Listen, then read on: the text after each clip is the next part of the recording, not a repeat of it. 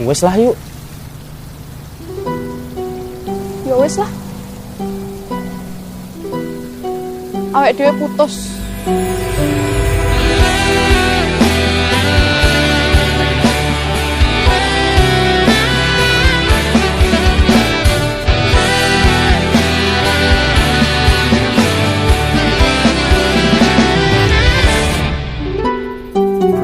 Anane mung ngetresno kalih welasku, anane mung iki sing tak duweni, toyo-toyo ganduli, toyo-toyo nangisi, kesandung-sandung aku maksane hatimu, kapok meh tumbang tak gawe dhewe, ra iso ngukur kurang kesadaranku, kekarepanku yen pancen dadi siji, iso rumah lan baturi, takkan besok nganti padha pati, urung kawujud kowe kesusu mutusi, aku sembrono ning rasa piro malah dadi perkara, nanging rapopo ketulo-tulo dadi tulisan kanggo crita tuwa.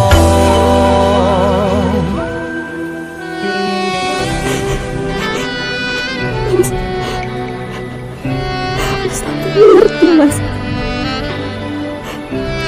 Tolong. Awake dhewe tolong.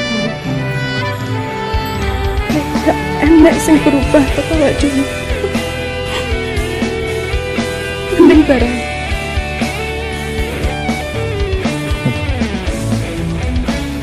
Serah.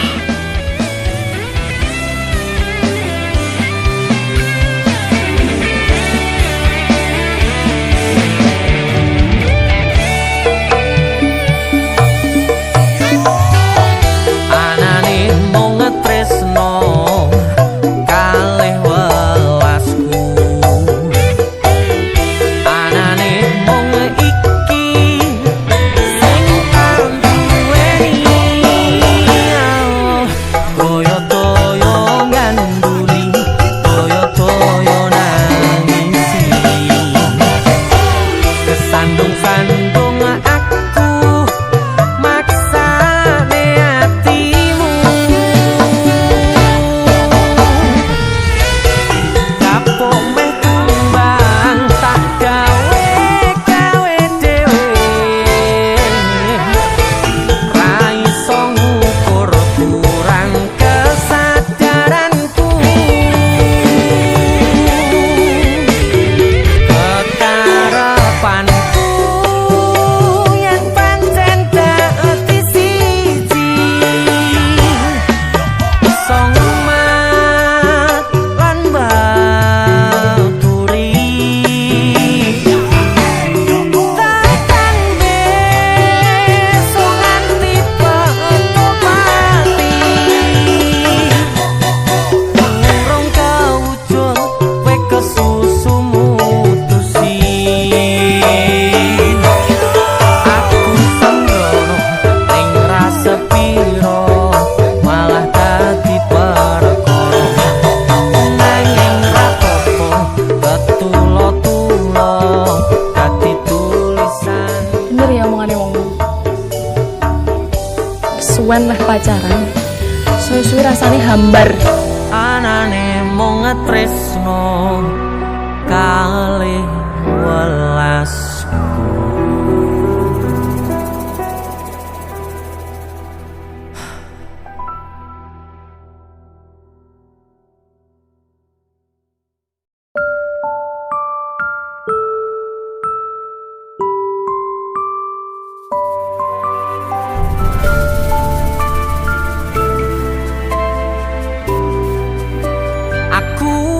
tau ngrasane jerone kedanan, ngrasane pundase kelaran, ngrasane nangisi ning ra ketara. Aku ngiyani omongmu sing kesel jalani. Misal memang keputusanmu tali lali-lane kelangan awamu.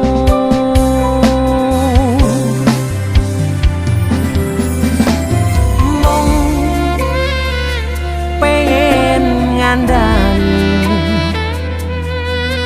sadar aku tuh seleramu saiki. Mung pengen negesi hati-hati yen kangen kabari.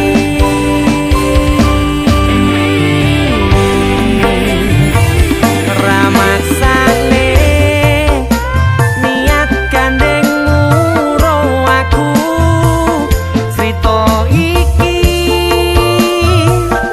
crita mustahil ngo aku karep ati mas tene kabeh senengmu ning sandingmu ra bakal ngilang. Kembangi bisa benwengi ra nyangka luput tak duweni muga lungaku ngledakne atimu.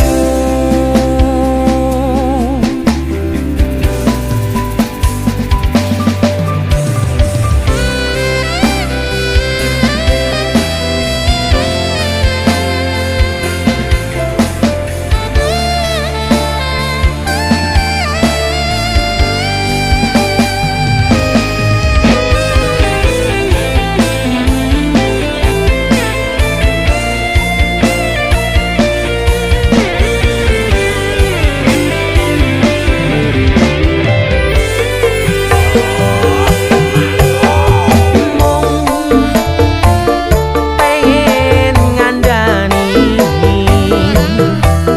sadar aku tuh seleramu saiki. Mung pengen negesi hati-hati yen kangen kabari.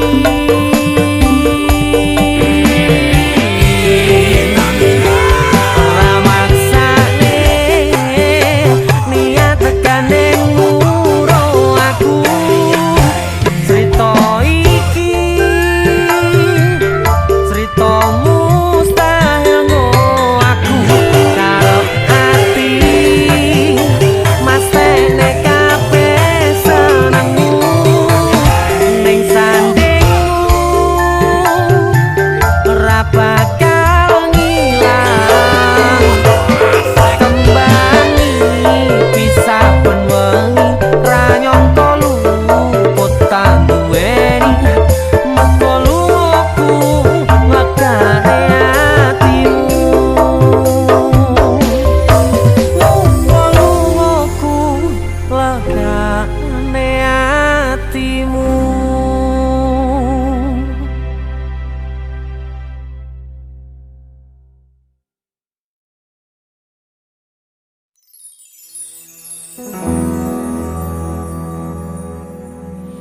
Dadi payung nalika udane teko,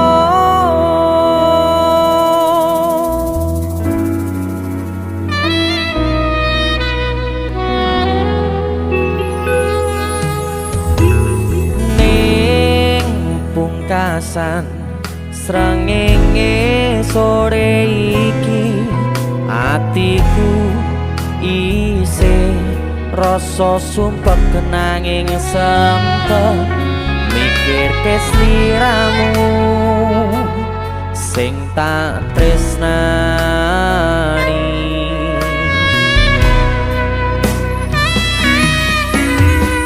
Ning pungkasan rembulan wengi iki atiku isih milih berjuang bertahan korban hati perasaan kanggo sliramu.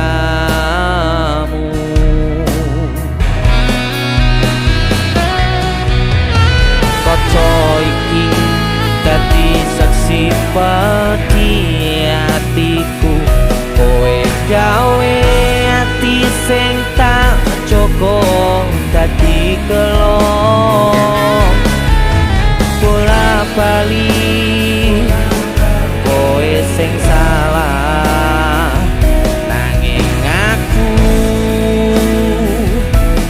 sing disalahke.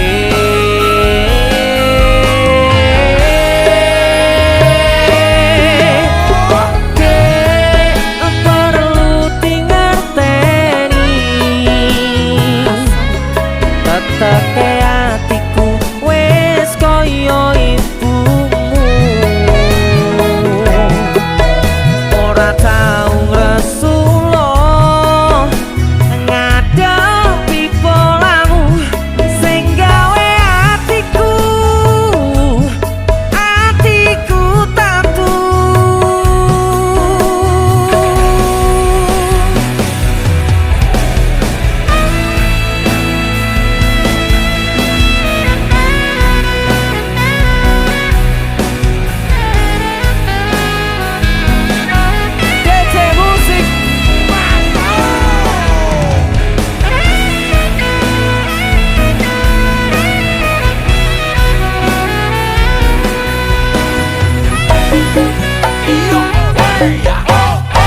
Ning pungkasan srengenge sore iki atiku isih rasa sumpek kenanging sempet mikir kesliramu sing tak tresnani. Sing ati iki dadi saksi peti atiku kowe gawe ati sing tak joko dadi kelong bola bali kowe sing salah nanging aku sing disalahke.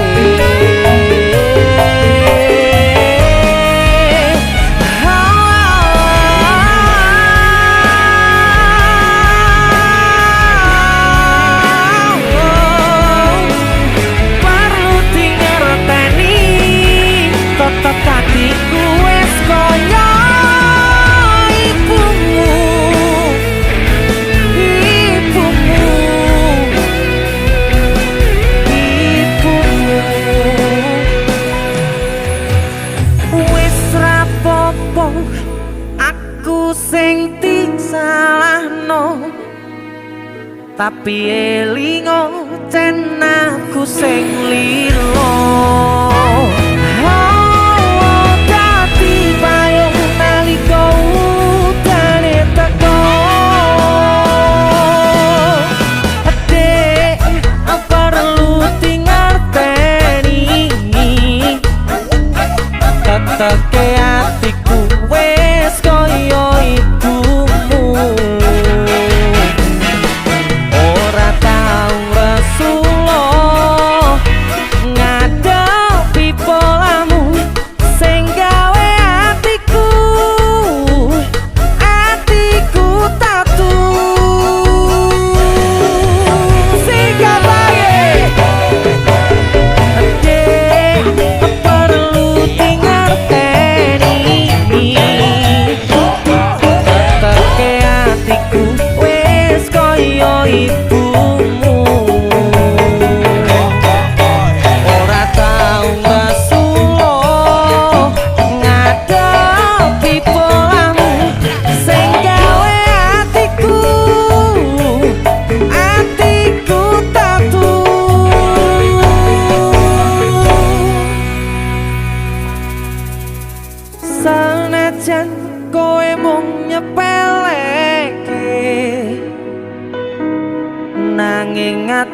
iki tetep tak kuatke.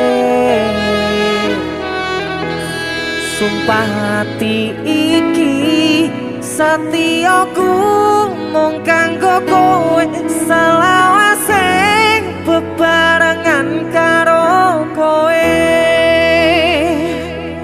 selawase ora bakal tak liyake, selawase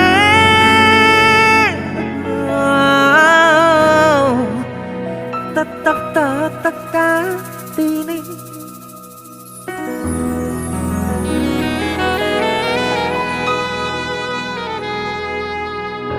Tetep hati.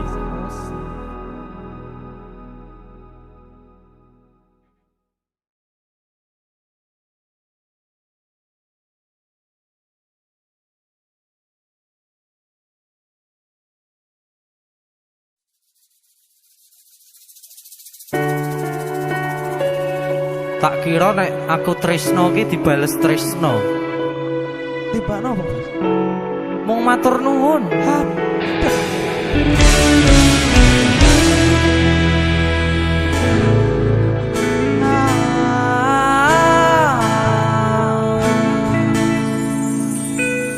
Dalane rame, atiku sepi,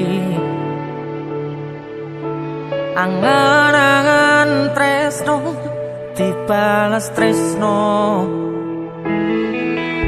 nyatane tresno dibales matur nuwun.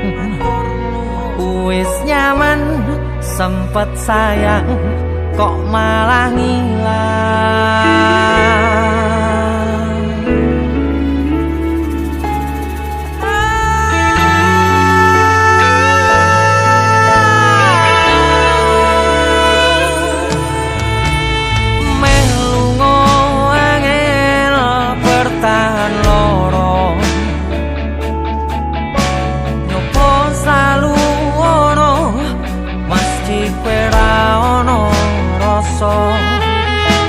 Rasa sing jebul tak rasane dhewe, kebacut sayang ngehi harapan kowe milih liyane.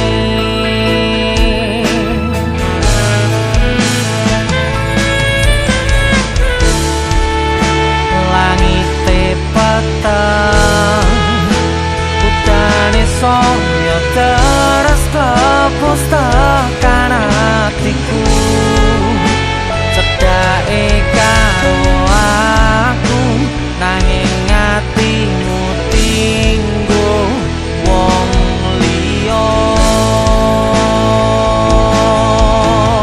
Sikap wis kalane dadi pelarian, tinggo sliramu sing lagi butuh hiburan. Aku sing sayang, aku sing berjuang, bagianmu koyo biasane, bagian sing larani wae.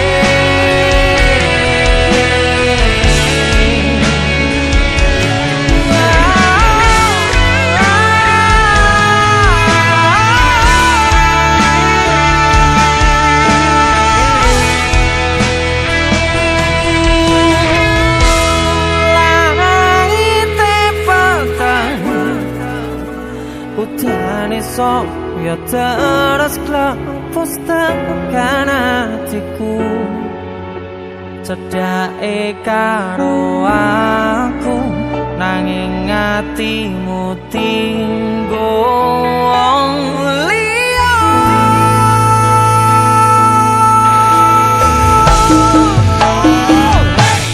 Wis kalane dadi pelarian, kanggo sliramu sing lagi butuh hiburan. Aku sing sayang, aku sing berjuang,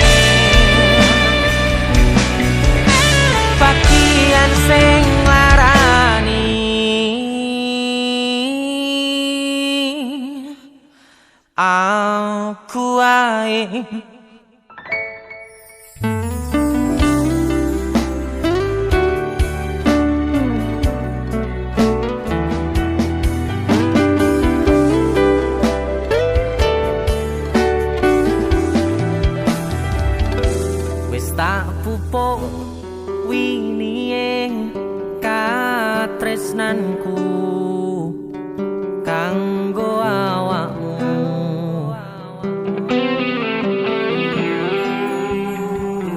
Dongoku tukulamu urip ayam kanggo sanemu.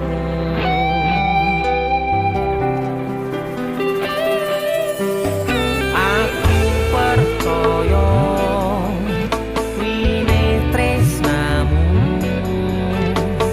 nandes manceping atiku.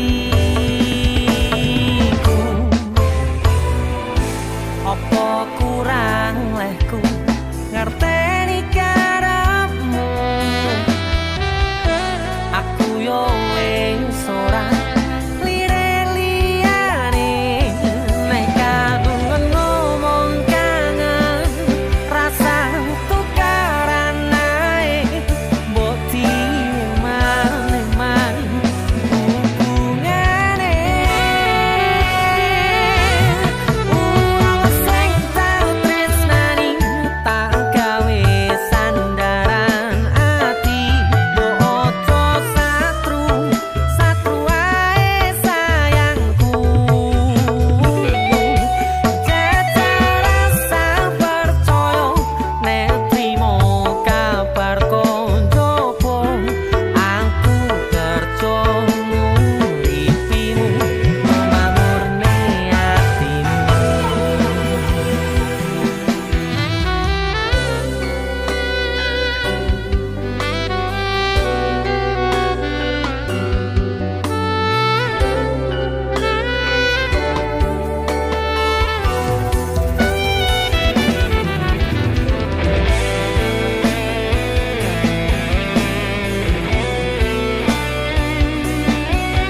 Fokus untuk kerja, untuk menghidupi dan memakmurkan keluarga dan orang yang dicintai.